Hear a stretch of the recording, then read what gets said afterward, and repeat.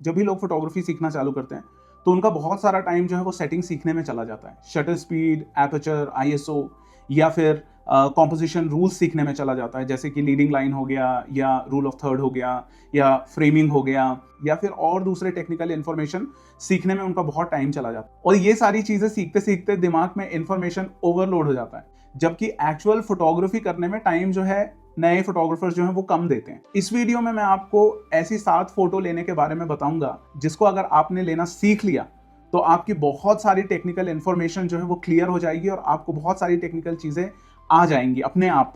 सबसे पहले टाइप की फोटो जो आपको लेना सीखना है वो ब्लर बैकग्राउंड पोर्ट्रेट्स है। सबसे सिंपल है किसी व्यक्ति की फोटो लेना जिसमें आप जो है बैकग्राउंड को मैक्सिमम ब्लर कर दो और मोस्टली वर्टिकल में या हॉरिजॉन्टल में भी फोटो लो लोगों की, जिसमें सब्जेक्ट शार्प रहे और बैकग्राउंड ब्लर रहे या सॉफ्ट रहे। अगर आप ऐसी फोटो लेना चाहते हैं तो सबसे पहली चीज आपको करनी है वो आपका एपर्चर जो है वो सबसे लोएस्ट रखना है। सो आपके लेंस में जितना कम से कम आप एपर्चर कर सको उतना आपको करना है ना। अगर आप प्राइम लेंस ले रहे हो तो 1.8 कर सकते हो या फिर 2.8 कर सकते हो। फोकस हमको आई में रखना है और सबसे बड़ी चीज मैक्सिमम बैकग्राउंड ब्लर करने के लिए हमको एक्चुअल में ही बैकग्राउंड को बहुत पीछे रखना है। सो आप दीवार के पास में जाकर फोटो मत लो, आप दीवार को जितनी दूर रख सको उतनी दूर रखो और ऐसा बैकग्राउंड लो जो बहुत पीछे हो। जितना ज्यादा पीछे बैकग्राउंड होगा उतना ही ज्यादा आपको बैकग्राउंड ब्लर मिलेगा। अगर जूम लेंस है तो आप जूम लेंस ले लो और आपको सब्जेक्ट से दूर जाना है और मैक्सिमम जूम करना है। फिर उसके बाद में फ्रेमिंग करके जब आप फोटो लोगे तो आपको मैक्सिमम कंप्रेशन और मैक्सिमम ब्लर मिलेगा। हो सकता है आपके पास में 18-55 लेंस हो तो आप सीधा 55 मिलीमीटर में या 55 मिलीमीटर में जूम कर लो और सब्जेक्ट से दूर चले जाओ, फिर फ्रेमिंग करो। बैकग्राउंड को जितना दूर हो सके उतना दूर रखो सब्जेक्ट से। और अगर आपके पास में 24-105 है तो वो भी जो है आप 105 फुल जूम कर लो और उसके बाद में सब्जेक्ट से दूर चले जाओ और बैकग्राउंड को भी सब्जेक्ट से दूर रखो और फिर फोटो लो। तब आपका फोटो जो है वो मैक्सिमम जूम आएगा और आई पे जब फोकस रखोगे तो सब्जेक्ट जो है वो परफेक्टली फोकस में आएगा। फिर से बोल रहा हूँ, बैकग्राउंड का बहुत ध्यान रखना। अगर बैकग्राउंड पास में है तो फोटो अच्छी नहीं आएंगी क्योंकि बैकग्राउंड भी जो है वो फोकस में आ जाएगा। और बैकग्राउंड अच्छा भी होना चाहिए। अगर बैकग्राउंड खराब है तो आप जगह चेंज कर दो, ऐसा बैकग्राउंड ढूंढो जो कि दिखने में भी बहुत अच्छा है। हो सकता है आपको बहुत अच्छा ब्लर मिल जाए लेकिन बैकग्राउंड में पीछे में कुछ ऐसी चीजें हैं जो पूरा डिस्ट्रैक्ट कर रही हैं, तो वो वैसा बैकग्राउंड भी अपन को नहीं चाहिए। अगर ये फोटो लेने की प्रैक्टिस करोगे तो आपको सबसे पहली चीज जो समझ में आएगी वो एपर्चर का यूज कैसे करना है। समझ में आएगा डेप्थ ऑफ फील्ड क्या होता है, बैकग्राउंड ब्लर क्या होता है, फोकसिंग कैसे होती है। ये सारी चीजें जो है अगर आप ये फोटो लोगे तो सीखोगे। दूसरी टाइप की जो आपको फोटो लेनी है वो है फ्रीज मोशन। इसमें आपको क्या करना है, ऐसे सब्जेक्ट को शूट करना है जो किसी मूवमेंट में हो, या तो वो दौड़ रहा है या डांस कर रहा है या साइकिल चला रहा है या मोटरसाइकिल चला रहा है, या फिर आप पेट की फोटो लो जिसमें पेट भाग रहा है, या वाटर स्प्लैश की फोटो ले सकते हो। उसमें सबसे इंपॉर्टेंट चीज जो होती है वो हाई शटर स्पीड होती है, क्योंकि आप जो है मोशन को फ्रीज करना चाहते हो तो आपकी शटर स्पीड बहुत हाई रहनी चाहिए, 1/1000। तो जब आपकी शटर स्पीड हाई रहेगी, जैसे आप फोटो लोगे तो मोशन फ्रीज हो जाएगा। इसमें एक और चीज का ध्यान रखना है कि जो ऑटो फोकस है उसको आप कंटिन्यूअस ऑटो फोकस में रखो, क्योंकि अगर साइकिलिस्ट है आप उसकी फोटो ले रहे हो तो वो इतना तेज निकलेगा आपके सामने से कि आप अगर सिंगल पॉइंट फोकस रखोगे तो वो फोकस आउट ऑफ फोकस हो जाएगा। इसीलिए फोकस जो है आपको ऑटो फोकस कंटिन्यूअस फोकस में रखना है। उसके बाद में अगली चीज जो आपको करनी है वो बर्स्ट मोड यूज करना है। कैमरे के अंदर में अगर आप देखेंगे तो बर्स्ट मोड होता है जिसमें एक बार शटर प्रेस करोगे तो बहुत सारे फोटो एक साथ निकल जाएंगे। सो आप बर्स्ट मोड जो है उसको यूज करो ताकि एक बार फोकस हुआ और आप शटर बटन जैसे दबाओगे तो बहुत सारी फोटोज एक साथ निकल जाएंगे। उसके बाद में आप एक और चीज कर सकते हो, शटर स्पीड थोड़ा स्लो करके भी देखो, लाइक 500 या 200 या 250 या 100, और देखो कि मोशन ब्लर कैसा आ रहा है, क्योंकि फिर आपको समझ में आएगा कि यार अगर शटर स्पीड स्लो होती है तो मोशन ब्लर आ जाता है। अगर ये फोटो लेने की प्रैक्टिस करोगे तो आपको शटर स्पीड कैसे काम करता है वो बहुत अच्छे से समझ में आ जाएगा। आपको समझ में आ जाएगा कंटिन्यूअस ऑटो फोकस कैसे काम करता है, और आपको टाइमिंग के बारे में भी जो है काफी अंडरस्टैंडिंग होगी, क्योंकि अगर आप लेट शटर बटन दबाओगे तो मोमेंट ही निकल जाएगा और आप फोटो नहीं ले पाओगे। जो अगली टाइप की फोटोज आपको लेनी है वो इंटेंशनल मोशन ब्लर करना है। मतलब मोशन ब्लर जो है आपको जानबूझ के लाना है। इसमें जो है हम फ्रीज मोशन का ऑपोजिट करते हैं। इसमें हम शटर स्पीड को इतना धीरे कर देते हैं कि एक्चुअल में बैकग्राउंड जो है वो ब्लर हो जाना चाहिए। तो अगर हम साइकिलिस्ट की फोटो ले रहे हैं, अगर कोई साइकिल चला रहा है उसकी फोटो ले रहे हैं, तो हम साइकिल को फोकस पे लेकर शटर स्पीड स्लो कर देंगे, परहैप्स 1/15 और 1/30।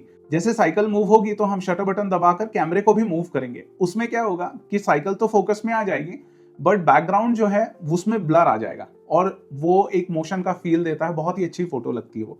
और हिट एंड ट्राई करके आपको देखना पड़ेगा, क्योंकि इसमें डेफिनेटली अच्छा खासा टाइम लगेगा। अगर कोई साइकिल में या मोटरसाइकिल में नहीं है तो कोई भाग रहा है, रनिंग कर रहा है, उसकी भी फोटो आप लेकर देख सकते हो। मेन चीज जो आपको इस फोटो को लेने के लिए करनी है वो शटर स्पीड स्लो रखनी है, फास्ट नहीं। जब भी आप ये फोटो ले रहे हो तो आपको सब्जेक्ट को कंटिन्यूअसली फॉलो करना है। अगर कार आ रही है तो आपको कार की जब आप फोटो लो तो आपका कैमरा जो है वो कार के साथ मूव होना चाहिए जब तक आप फोटो ले रहे हो। 1/30 अगर शटर स्पीड है तो उस हिसाब से आपको मूव करना पड़ेगा। ऑफ कोर्स बार बार ये फोटो लेनी पड़ेगी, एक्सपेरिमेंट करके देखना पड़ेगा कि आप इस फोटो को ले पा रहे हो कि नहीं। काफी कठिन होता है ये फोटो लेना, है ना। और इसमें शार्पनेस जो है वो गोल नहीं है, अपन को मोशन ब्लर ही चाहिए। सो आप इस बात का ध्यान रखो। अगर ये फोटो लेना आप सीखोगे तो स्लो शटर स्पीड में कैसे फोटो लेते हैं वो आपको आ जाएगा, और शटर स्पीड को क्रिएटिवली कैसे यूज करना है वो भी आपको आ जाएगा। अगली फोटो जो आपको लेनी है वो backlit golden hour portrait लेनी है। मतलब ऐसा फोटो जिसमें सनसेट हो रहा हो और लाइट एकदम गोल्डन कलर की हो, लाइट जो है वो सब्जेक्ट के पीछे हो और बालों पे जो है वो सनलाइट बहुत अच्छे से आनी चाहिए और एक गोल्डन कलर का रिम लाइट जो है वो या बैक लाइट जो है वो दिखना चाहिए। इसका प्रिपरेशन जो है वो शाम होने से पहले आपको स्टार्ट करना पड़ेगा, क्योंकि आपको 15 या 20 मिनट्स मिलता है, उसमें ही आपको ये फोटो लेना रहता है, क्योंकि उसके बाद में परफेक्ट लाइट जो रहती है वो चली जाती है। सो आप पहले से लोकेशन पे पहुंच जाओ, पहले से ट्रायल शॉट्स ले लो, फिर जैसे लाइट जो है परफेक्ट हो तो आप सब्जेक्ट को सन के ठीक सामने खड़ा करो, सन को उसके पीछे रखो। और दूसरी चीज जो आप कर सकते हो जब ये फोटो ले रहे हो तो कुछ सनलाइट को जो है कैमरे के अंदर में आने दो। कैमरे में जब सनलाइट आएगी तो एक फ्लेयर दिखता है फोटो में और बहुत ही अच्छा लगता है वो। लेकिन आपको बहुत ही ज्यादा ध्यान रखना पड़ेगा जब भी आप फोटो लेते हो। कई बार ऐसा होता है कि फेस जो है वो बहुत डार्क हो जाता है, क्योंकि बैकग्राउंड में सनलाइट जो है वो काफी हार्श होती है कई बार। तो आपको बहुत केयरफुली फोटो लेना है कि फेस जो है वो प्रॉपरली एक्सपोज हो रहा है। कई बार जो है आप एक्सटर्नल लाइट भी यूज कर सकते हो या फिर आप रिफ्लेक्टर भी यूज कर सकते हो ताकि फेस पे जो है वो लाइट आ सके। अगर आपने ये फोटो लेना सीख लिया तो आपको लाइट के बारे में बहुत जानकारी हो जाएगी। विशेष करके एक डायरेक्शन से जब लाइट आती है तो हम उसको कैसे यूज करें क्रिएटिव तरीके से, वो आप बहुत अच्छे से सीख जाओगे। और एक्सपोजर जो है वो आप बहुत अच्छे से सीख जाओगे, क्योंकि हमको ऐसा एक्सपोजर चाहिए जिसमें बैकग्राउंड पूरा ब्लोन आउट ना हो और फेस पे जो है लाइट इनफ आनी चाहिए। और again I will say raw में ही लेना। अगर जेपैग लोगे तो आपको पोस्ट प्रोडक्शन में बिल्कुल भी कोई गुंजाइश नहीं रहेगी फोटो को एडिट करने की। जैसा कैमरे में दिख रहा है वैसी फोटो रहेगी। बट अगर रॉ लोगे तो बाद में अगर फेस पे अच्छे से लाइट नहीं आई है तो उसको भी आप ठीक कर पाओगे। पांचवी फोटो जो आपको लेनी है वो लीडिंग लाइन फोटो लेनी है। लीडिंग लाइन का मतलब होता है ऐसी लाइंस जो आपकी आंखों को सब्जेक्ट तक गाइड करे।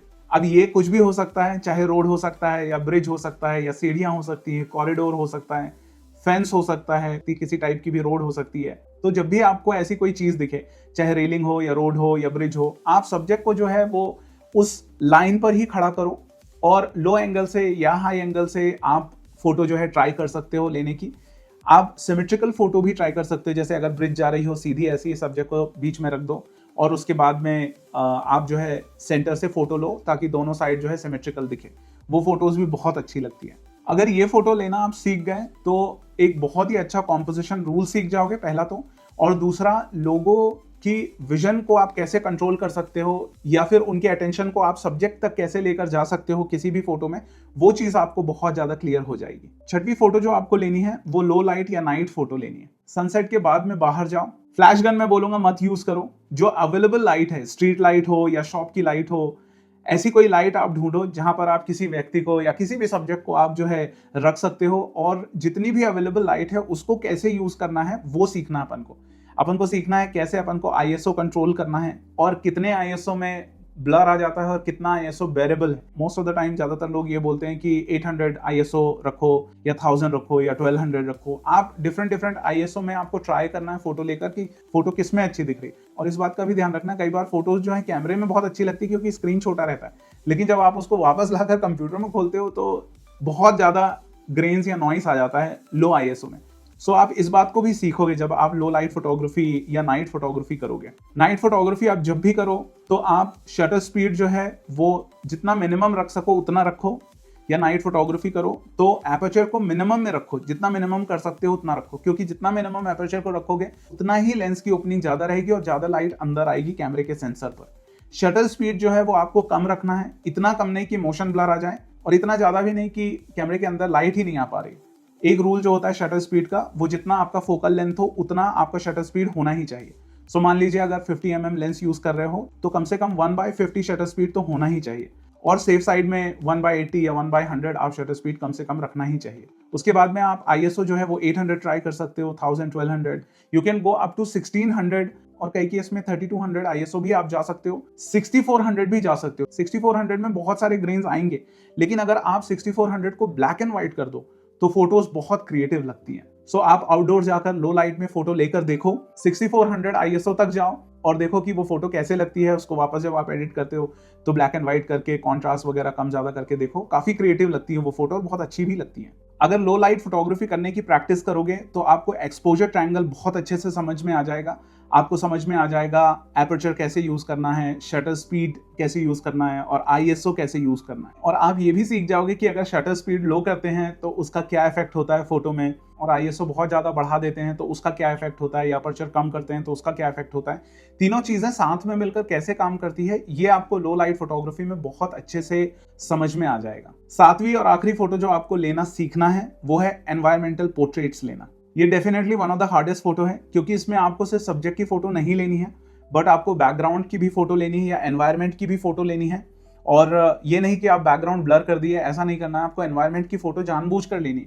और जब आप एनवायरनमेंट की फोटो लेते हो तो ऐसा लेना है कि वो फोटो में वैल्यू ऐड करे। ये फोटो लेना डिफिकल्ट इसलिए है क्योंकि आपको सिर्फ सब्जेक्ट की नहीं बट एनवायरनमेंट की भी फोटो लेनी रहती है, और एनवायरनमेंट की फोटो ऐसे लेनी है जिसके द्वारा आप एक स्टोरी क्रिएट कर सको, बता सको कहानी की सब्जेक्ट और बैकग्राउंड का ये संबंध है, ये रिलेशन है। इसमें जो सब्जेक्ट आप रख सकते हो वो म्यूजिशियन हो गया या मैकेनिक हो गया या कुक हो गया, शॉपकीपर हो गया, कोई आर्टिस्ट हो गया या कोई क्राफ्ट्समैन हो गया, जिसमें आप सिर्फ सब्जेक्ट को नहीं दिखा रहे हो बट सब्जेक्ट के साथ साथ उसके एनवायरनमेंट को भी दिखा रहे हो। कि अगर एक आर्टिस्ट पेंटिंग कर रहा है तो बैकग्राउंड में उसकी सारी पेंटिंग्स रखी हुई है, और साथ में वो जिस पेंटिंग पे काम कर रहा है उसको भी आपको दिखाना है और उसको एक्शन में दिखाना है। या फिर अगर कोई मैकेनिक है वो काम कर रहा है तो क्या टूल्स वो यूज कर रहा है, किस मशीन पर वो काम कर रहा है, वो दोनों दिखाना है, और उसके द्वारा एक स्टोरी भी आपको जो है बताने की जरूरत रहती है। सो इस फोटो में कॉम्पोजिशन जो है बहुत बड़ा रोल प्ले करता है, क्योंकि आप बैकग्राउंड के या एनवायरनमेंट के हर एक एलिमेंट को बहुत अच्छे से और ध्यान से प्लेस करते हो, ताकि ऑल इन ऑल जब फोटो आप खींचो तो हर एक चीज का मतलब हो। कॉम्पोजिशन जो है चाहे सिमेट्रिकल हो या रूल ऑफ थर्ड हो, है ना, या लीडिंग लाइन हो, जिस टाइप की फ्रेमिंग हो, जिस टाइप का भी आप कॉम्पोजिशन कर रहे हो वो मीनिंगफुल लगना चाहिए। ऐसे ही नहीं कि कुछ भी कहीं भी सब्जेक्ट को रखा, बैकग्राउंड फोरग्राउंड को कहीं भी रखा और बस फोटो ले ली, ऐसा नहीं करना है। बेस्ट तरीका सही कॉम्पोजिशन ढूंढने का ये है कि आप अलग अलग एंगल से फोटो लेकर ट्राई करो कि कौन सा एंगल या कौन सा कॉम्पोजिशन सबसे बेस्ट लग रहा है। उसके साथ साथ आपको जिस चीज का ध्यान रखना है वो मोमेंट है, आपको सही मोमेंट भी कैप्चर करना है। अगर एक आर्टिस्ट पेंटिंग कर रहा है तो आपको ऐसी फोटो लेनी है जब वो पेंट कर रहा हो। अभी ब्रश धो रहा है उस टाइम की फोटो आप नहीं ले सकते, उस टाइप की फोटो लेनी है जब आप पेंट कर रहे हो। या अगर कोई मैकेनिक हो, हैमर को अगर किसी मशीन में मार रहा है तो आपको उस टाइम पे लेना है जब ये चीज एक्शन में हो रही हो। अगर वो मार दिया और हथौड़ी नीचे रख लिया, हैमर नीचे रख लिया, फिर आप फोटो लोगे तो मोमेंट तो चला ही गया, तो स्टोरी तो बन ही नहीं पाएगी फिर। सो आपको सब्जेक्ट का भी ध्यान रखना है, एनवायरनमेंट का, बैकग्राउंड का भी ध्यान रखना है, कॉम्पोजिशन का भी ध्यान रखना है, मोमेंट का भी ध्यान रखना है, और साथ साथ लाइट का भी ध्यान रखना है। लाइट बहुत अच्छी आनी चाहिए, एकदम फ्लैट लाइट नहीं होनी चाहिए। बैकग्राउंड में अलग लाइट, फोरग्राउंड में अलग लाइट, सब्जेक्ट पे अलग लाइट। अगर आप लाइट को बहुत अच्छे से यूज कर पाओगे तो एक बहुत अच्छी स्टोरी आप बता पाओगे। सो अगेन, अगर ये फोटो लेना चालू करोगे तो स्टोरी टेलिंग आएगी आपको, एनवायरनमेंट की फोटो कैसे लेनी है, कॉम्पोजिशन कैसे करना है, लाइट का यूज कैसे करना है, परफेक्ट मोमेंट में फोटो कैसे लेनी है, ये सारी चीजें जो है आपको आ जाएंगे। At the end of the day ये फोटो ऐसी आनी चाहिए कि आपको बोलने की जरूरत नहीं हो कि क्या स्टोरी है, देखने वाले को ही पता चल जाए कि क्या हो रहा है। सो मैं आपको चैलेंज कर रहा हूं कि आप अगले 7 दिन तक ये 7 फोटो लो, और अगर आपने ये 7 फोटो लेना सीख लिया तो जितनी भी टेक्निकल चीजें हैं फोटोग्राफी के अंदर में, आई प्रॉमिस यू आप वो इन 7 दिनों में सीख जाओगे। अगर ये वीडियो आपको अच्छा लगा हो तो इस वीडियो को लाइक करो। अगर कोई क्वेश्चन है तो कमेंट्स में डेफिनेटली आप पूछ सकते हो, मैं हर कमेंट का जवाब देता हूँ। अगर आप नए फोटोग्राफर हो, फोटोग्राफी सीखना चालू किए हो या फोटोग्राफी बिजनेस भी रन कर रहे हो, तो एक ऐप है जिसका नाम शटरडेक है, एक CRM है फोटोग्राफर्स के लिए जिसमें आप क्लाइंट्स को अपने सारे शूट्स को, इनवॉइसेस को, कोटेशंस को और आपके वर्क फ्लो को, टाइमलाइन को आप मैनेज कर सकते हो बहुत अच्छे तरीके से। इसका लिंक जो है मैंने डिस्क्रिप्शन में डाल दिया है, आप गूगल प्ले पे जाकर चेक कर सकते हो, डाउनलोड करके यूज कर सकते हो।